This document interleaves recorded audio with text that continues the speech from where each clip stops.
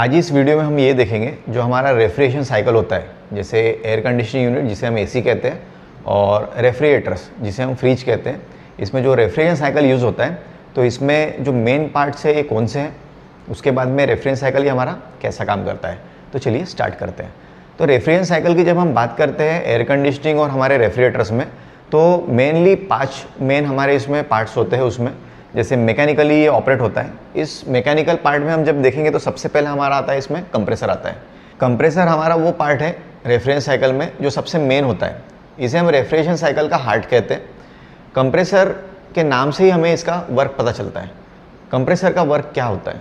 Compressor का work जो इसके सिस्टम में रेफ्रिजरेशन साइकिल में यूज़ होने वाली जो गैसेस होती है उसको हम कंप्रेस करते हैं।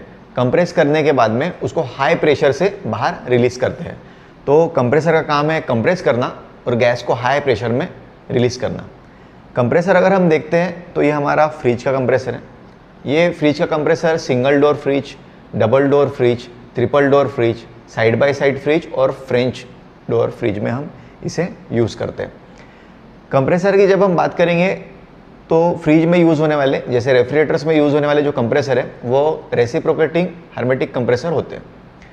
इस कंप्रेसर की अगर आप बात करते हैं तो इसमें पिस्टन यूज़ होता है और पिस्टन के साथ में बोर में ये पिस्टन चलता है और वहाँ पे हम हमारे गैस को कंप्रेस करते हुए हाई प्रेशर से बाहर डिस्चार्ज करते हैं। अगर हमारे कंप्रेसर की हम बात करेंगे तो आप इसमें देख रहे हैं यहाँ पर आपको 3 पाइप देखने को मिल रहे हैं। यहाँ पर 2 पाइप है और यहाँ पर 1 पाइप है सिंगल। तीनों पाइप की अगर हम बात करेंगे तो 2 इसमें सक्शन के पाइप होते हैं। सक्शन के पाइप की अगर हम बात करेंगे तो सक्शन का पाइप हमारा कभी भी साइज़ में बड़ा होता है एज़ कम्पेयर टू डिस्चार्ज के पाइप में। यहाँ पर एक सक्शन का पाइप है और यहाँ पर दूसरा सक्शन का पाइप है। ये साइज़ से ही हम पता कर सकते हैं सक्शन का पाइप कौन सा है। तो जो हमारे रेफ्रिजरेटर्स है, जो फ्रिज के कंप्रेसर होते हैं, उसमें 2 जो बड़े पाइप होते हैं वो सक्शन के पाइप होते हैं और जो छोटा पाइप होता है सिंगल, वो हमारा डिस्चार्ज का पाइप होता है। इस तरह हम इसमें पाइप से ये फाइंड कर सकते हैं कौन से सक्शन के पाइप है और कौन सा डिस्चार्ज का पाइप है। सक्शन का पाइप क्या होता है?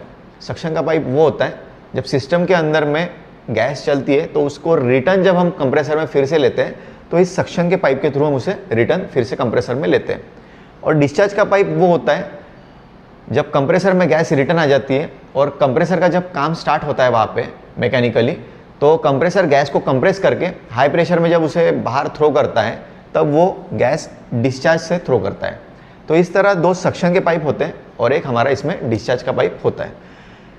इस कंप्रेसर की अगर हम बात कर रहे हैं तो कंप्रेसर 2 टाइप में हम इसे समझ सकते हैं। कंप्रेसर एक तो इलेक्ट्रिकली ऑपरेटेड होता है क्योंकि कंप्रेसर के अंदर में मोटर लगी होती है। इस मोटर से हम पिस्टन को वर्क करवाते हैं और पिस्टन को वर्क करवाने के बाद में पिस्टन को हम कहेंगे इसमें ये मैकेनिकल पार्ट है। तो कंप्रेसर 2 चीज़ों से बना है, एक है इलेक्ट्रिकल और दूसरा है मैकेनिकल। इलेक्ट्रिकली इसे सप्लाई दिया जाता है। सप्लाई देने के बाद में इसकी मोटर यहाँ पर रन करती है और मोटर रन करने के बाद में पिस्टन के थ्रू मैकेनिकल प्रोसेस से हम गैस को कंप्रेस करते हुए कंप्रेसर के बाहर में हाई प्रेशर में इसे डिस्चार्ज करते हैं। कंप्रेसर अभी हमारे 2 टाइप से मार्केट में देखने मिलते हैं। सबसे पहले जो टेक्नोलॉजी हमारे मार्केट में चलती थी जिसे हम नॉन इन्वर्टर टेक्नोलॉजी कहते थे, और अभी जो लेटेस्ट टेक्नोलॉजी मार्केट में चल रही है उसे हम इन्वर्टर टेक्नोलॉजी कहते हैं। तो नॉन इन्वर्टर टेक्नोलॉजी में जो हम कंप्रेसर्स यूज़ करते थे और कर रहे हैं, जो सिस्टम अभी भी मार्केट में चल रहे हैं, वो कंप्रेसर हमारे एसी सप्लाई पे ऑपरेट होते हैं जिसे हम अल्टरनेटिंग करंट कहते हैं। एसी सप्लाई मीन्स वो सप्लाई जो सिंगल फेज़ का सप्लाई हमारे रेसिडेंशियल में आता है। इस सिंगल फेज़ के सप्लाई को हम 220 वोल्ट AC 50 हर्ट्ज़ ऐसे कहते हैं। वो नॉन इन्वर्टर में लगे हुए कंप्रेसर होते हैं। और जो अभी लेटेस्ट टेक्नोलॉजी जैसे इन्वर्टर टेक्नोलॉजी चल रही है, इन्वर्टर टेक्नोलॉजी में जो कंप्रेसर्स आते हैं उसमें हम कंप्रेसर्स को DC में चलाते हैं जिसे हम डायरेक्ट करंट कहते हैं। डायरेक्ट करंट वो करंट होता है जो PCB के थ्रू हम कंप्रेसर्स को देते हैं और कंप्रेसर चलाते हैं। जो वोल्टेज होता है हमारा 300 वोल्ट टू 350 वोल्ट DC होता है। इस तरह इन्वर्टर और नॉन इन्वर्टर कंप्रेसर हमारे मार्केट में आते हैं। तो हमारे रेफ्रिजरेशन साइकिल का ये सबसे मेन पार्ट है जिसे हम हार्ट ऑफ द रेफ्रिजरेशन कहते हैं, जो कि हमारा कंप्रेसर है। और कुछ इस तरह हमारे रेफ्रिजरेटर्स में हमें कंप्रेसर देखने मिलता है जिसमें 3 पाइप होते हैं, 2 सक्शन के और 1 डिस्चार्ज का पाइप होता है। इसके बाद जो हमारा मेन इसका सब्स्टिट्यूट है जो इसके बाद हम लगाते हैं जिसे हम कंडेंसर कहते हैं। कंडेंसर एक हीट एक्सचेंजिंग सिस्टम में आता है, क्योंकि जो गैस हम हाई प्रेशर में बाहर रिलीज़ करते हैं कंप्रेसर से, वो सबसे पहले कंडेंसर में जाती है। कंडेंसर में अगर हाई प्रेशर की अगर गैस जाती है, वहाँ पर गैस का टेम्परेचर काफ़ी ज़्यादा होता है, तो उस गैस के टेम्परेचर को कम करने के लिए हम कंडेंसर का यहाँ पे यूज़ करते हैं। तो इसे आप एज अ हीट एक्सचेंजर भी कह सकते हैं, क्योंकि जो गैस की हीट है वो बाहर रिलीज़ करना है हमें, और गैस को हमें वहाँ पर थोड़ा टेम्परेचर जो गैस का है उसे कम करना है। तो ये हमारा कंडेंसर है। कंडेंसर हमारे जब फ्रिज में आते हैं तो ये फ्रिज के बाहर भी लगे हो सकते हैं और इनबिल्ट भी बॉडी में लगे आपको मिल सकते हैं। और जो फ्रिज में हम कंडेंसर यूज़ करते हैं, ये लोहे के कंडेंसर मतलब आयरन कंडेंसर इसमें यूज़ किए जाते हैं। ये पाउडर कोटेड होते हैं। और कंडेंसर की जब हम बात करेंगे तो कंडेंसर हमारा रेफरेंस साइकिल में आने वाला सेकंड मोस्ट इम्पॉर्टेंट पार्ट है। इसके बाद में कंडेंसर के बाद में हमारे सिस्टम में हम जो इसके बाद का पार्ट यूज़ करते हैं उसे हम फिल्टर कहते हैं। इसे हम फिल्टर और ड्रायर दोनों कह सकते हैं। फ़िल्टर मार्केट में दो टाइप से आते हैं, और जनरली फ़िल्टर आपको हर जगह रेफ्रिजरेटर्स में या एयर कंडीशनिंग यूनिट में आपको कॉपर के ही मिलते हैं। अगर फ़िल्टर की हम बात करते हैं तो फ़िल्टर जैसे दो टाइप में हमें मिलते हैं। सबसे पहला टाइप है मेश टाइप, जाली वाला फ़िल्टर, और जो दूसरा हमारा फ़िल्टर होता है वो मेश विथ सिलिकॉन होता है, जिसमें हम सिलिकॉन के बॉल्स यूज़ करते हैं। मेश फ़िल्टर और सिलिकॉन फ़िल्टर, इसमें डिफरेंस क्या है? फ़िल्टर के नाम से हमें पता चलता है फ़िल्टर का काम, क्योंकि गैस और जो उसमें से लिक्विड चल रहा है हमारे सिस्टम में, उसमें जैसे मेटल के पार्टिकल्स, डस्ट या डर्ट के पार्टिकल, इसे क्लीन करने का काम करता है, इसे इसका नाम पड़ा है फ़िल्टर।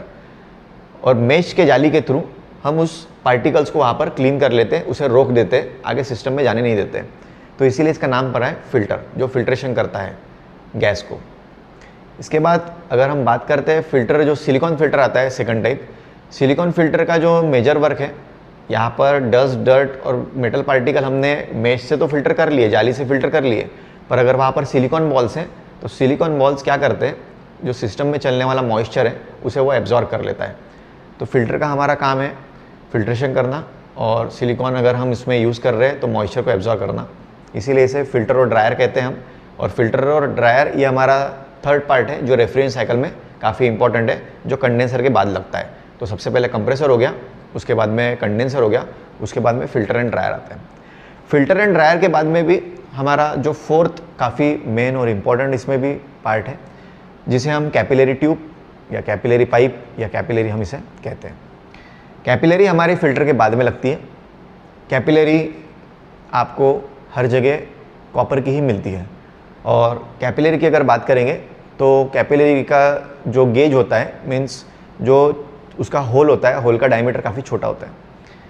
कैपिलरी हमारे सिस्टम में काफ़ी मेन है, क्योंकि कैपिलरी में हम प्रेशर को इंक्रीज़ करते हैं। प्रेशर को इंक्रीज़ करने के बाद ही हमारा रेफ्रिजरेशन जो साइकिल है वो हमारा इवेपोरेशन बेस में आता है। तो कैपिलरी हमारा जो पार्ट है वो फोर्थ पार्ट है। कैपिलरी हम हमारे रेफ्रिजरेशन साइकिल में जो यूज़ कर रहे हैं, सबसे पहले जैसे कंप्रेसर लग गया, कंप्रेसर के बाद में कंडेंसर होता है, कंडेंसर के बाद में फ़िल्टर एंड ड्रायर, उसके बाद में हम कैपिलरी लगाते हैं। तो ये फोर्थ हमारा इंपॉर्टेंट मेन पॉइंट है। कैपिलरी होने के बाद में जैसे हमारे पास में इसका जो फिफ्थ हमारा जो पार्ट लगा होता है, जिसे हम इवेपोरेटर कहते हैं। इवेपोरेटर कहते हैं तो ये बॉक्स टाइप इवेपोरेटर है, जो सिंगल डोर फ्रिज में आपको देखने मिलते हैं। और सिंगल डोर फ्रिज के बाद में जैसे double door fridge, triple door fridge, side by side fridge, French door freezes, उसमें इस तरह आपको इवेपोरेटर देखने मिलता है।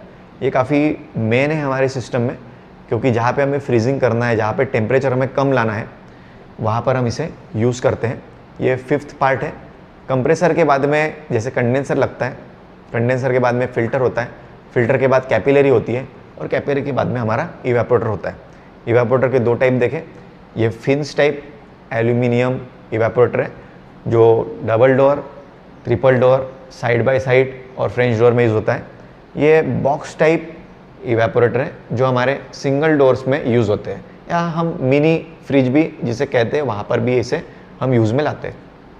इवेपोरेटर का काम भी हीट एक्सचेंजिंग का काम है, क्योंकि इवेपोरेटर में जब गैस आती है तो गैस का जो प्रेशर है काफ़ी लो हो जाता है और टेम्परेचर भी काफ़ी लो हो जाता है, जिस वजह से हम इसे यूज़ जब करते हैं तो फ्रीज़र्स में यूज़ करते हैं। तो इसे हम फ्रीज़र बॉक्स भी कह सकते हैं, इवेपोरेटर भी कह सकते हैं।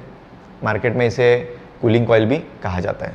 तो इस तरह हमने देखा हमारे रेफ्रिजरेशन साइकिल में जैसे जो 5 मेन इंपॉर्टेंट जो हमारे पार्ट होते हैं, सबसे पहला कंप्रेसर है, उसके बाद में कंडेंसर है, कंडेंसर के बाद में हमारी फिल्टर एंड ड्रायर आ जाता है, फिल्टर एंड ड्रायर के बाद में कैपिलरी होती है, और कैपिलरी के बाद में जो हमारा मेन है वो हमारा इवेपोरेटर होता है। तो इस तरह हमने इसमें 5 पार्ट आपको समझाए हैं जो रेफ्रिजरेशन साइकिल में हम कवर करते हैं। आने वाले नेक्स्ट वीडियो में हम रेफ्रिजरेशन साइकिल क्या होती है उसके बारे में जानेंगे। धन्यवाद।